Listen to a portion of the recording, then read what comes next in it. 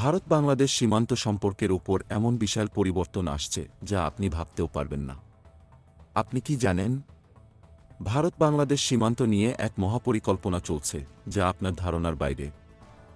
স্বরাষ্ট্র উপদেষ্টা lieutenant general of Jahangir Alam Chowdhury ঘোষণা করেছেন যে ভারত বাংলাদেশ সীমান্তের অসম চুক্তি নিয়ে শিগগিরই আলোচনা শুরু হবে এবং এটি পুরো অঞ্চলের জন্য বড় ধরনের পরিবর্তন আনতে চলেছে।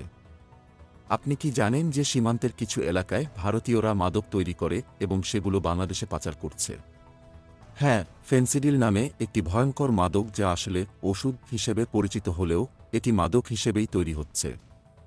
এখন এই অবৈধ কার্যক্রম বন্ধ করার জন্য কঠোর পদক্ষেপ নেওয়া হবে এবং এখনই বন্ধ হচ্ছে সীমান্তে বিএসএফ সদস্যদের হাতে নিরীহ বাংলাদেশি নাগরিকদের গুলি খাওয়ার ঘটনা।